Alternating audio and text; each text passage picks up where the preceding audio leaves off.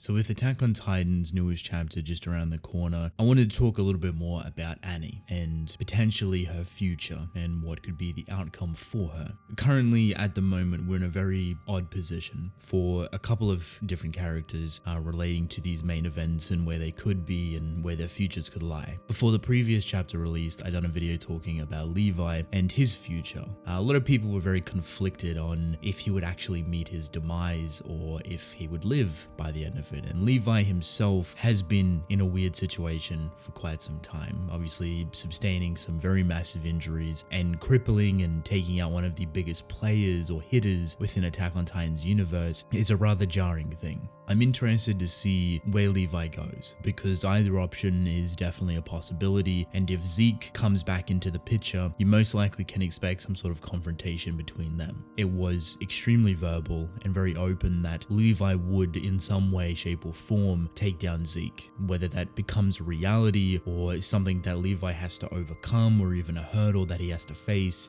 With his injuries currently, he's nowhere near the level of capabilities he once was, and with the consequences and the strength and overall situation being so climatic and so dangerous where anyone could literally die at any moment because of those injuries, he's definitely the first on the chopping block in some sense. However, as of the recent chapter, another character has started to appear a little bit more vibrant than most likely she should be, and that would be Annie. The thing with Annie is that Isayama is doing some sort of a double take with her. And what I mean by this is only a handful of chapters ago, he actually wrote her out of the story and is currently reeling her back in. And I also was rather curious on if he would do something like this. I thought writing her and the children out was very polarizing in the sense that her being such a vital character, at least getting so much more attention, so much more details surrounding her emotions, surrounding her mental, and just her feelings towards her comrades and especially towards Armin played a massive part in us relating to her character and understanding it further. Especially that small flashback we got of her childhood and how she thinks towards her family members and what she's trying to achieve. There is a lot of things going on for her. So when Isayama originally put her to the side with those children, it came off as a surprise. I didn't really know what to expect from that and if she would genuinely stay out of the story until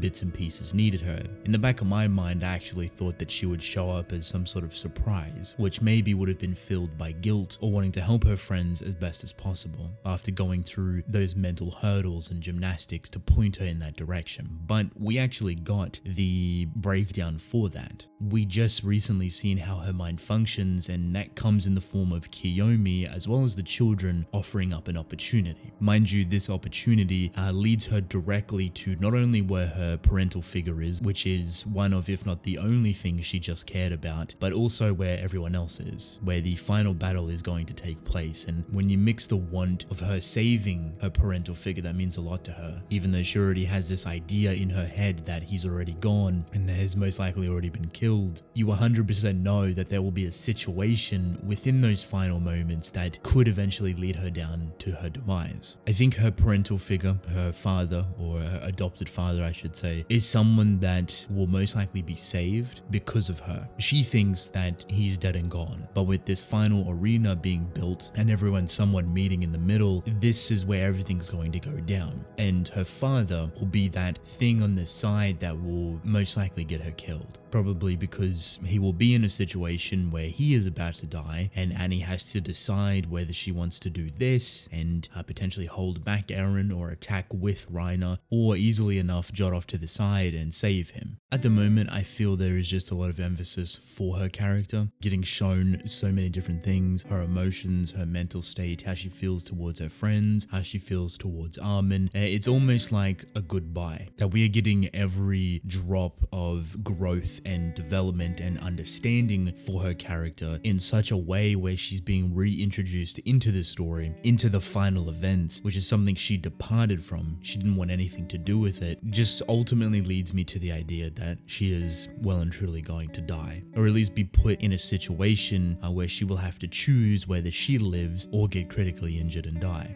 I would love to see her survive Attack on Titan's narrative. Even though she's been through a lot and she's been missing from a massive chunk of the story being within that capsule, finally coming out to all of this devastation, to all of this information, trying to comprehend it, she's been put in a very odd position. And now that she's being reeled back into the story and having this emotional connection to Armin, it just seems like she's so finally ready to kind of spread her wings a little bit further. And the more we get to see of her, the more we absolutely adore her character. We understand why she wanted to pull away from these events, why she felt the way she did, and even now she feels so much of a burden and a conflict, and she doesn't want to have these regrets. I think even within herself, she's accepted the path of, if she goes down this route, she could potentially die, but as long as she knows that she's not going to have any regrets, that she's going to fight for her friends, for Armin, and potentially for her father, who she will find there, her goodbye could be a very emotional one that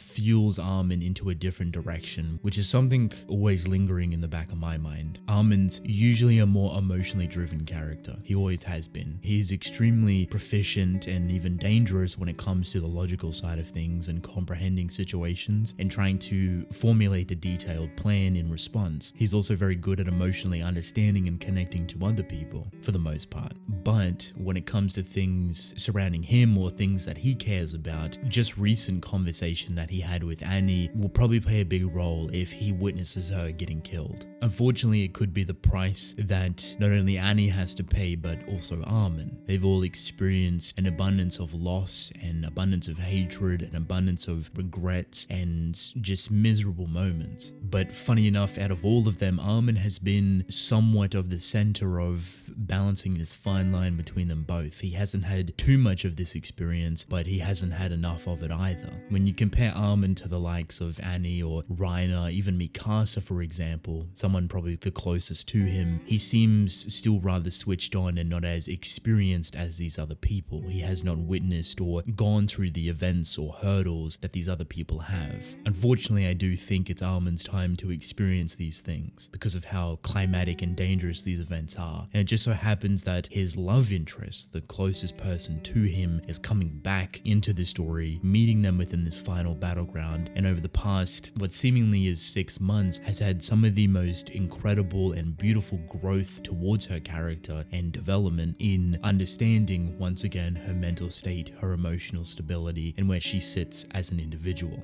Not to mention her flashback and the acknowledgement of her own regrets, which basically all warps and leads into the conclusion of her character. Isayama has made sure that we've understood her to the highest of degrees before she gets taken out of the story. He done the exact same thing with Hanji, and even that was a curveball. We didn't really see that coming, but Annie, you could argue, was a much bigger character, or at least a much more important character to the power structure of Attack on Titan currently. Plus, she needed a lot of information surrounding her for us to comprehend, to fully grasp and appreciate her character and what she does for the story. Because I do feel a decent percentage of people still don't like her or don't even care for her, which is perfectly fine, but at the moment she seems like she's on the chopping block. A red flag has been raised up for her right alongside Levi. I wouldn't be surprised if those two deaths, or at least one or the other, are very close in comparison to chapters and the events unfolding.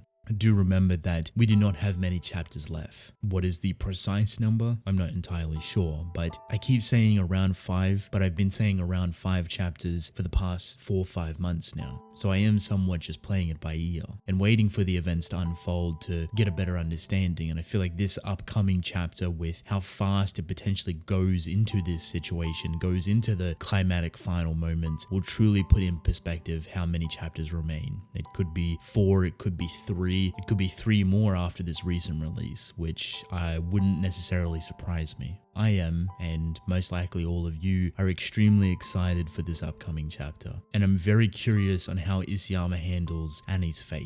Will he eventually kill her off? Will she meet her demise, protecting her father? Will Armin witness this that causes such a massive emotional response from him? There's so many different things that could come into play that fuels these final moments to such a powerful degree. Unfortunately, the clearest people on the chopping block are currently Annie and Levi. Levi. So of course, as usual, we'll just have to wait and see how Isayama decides to emotionally destroy us. He done it with Hanji. He could easily do it with a lot of other people.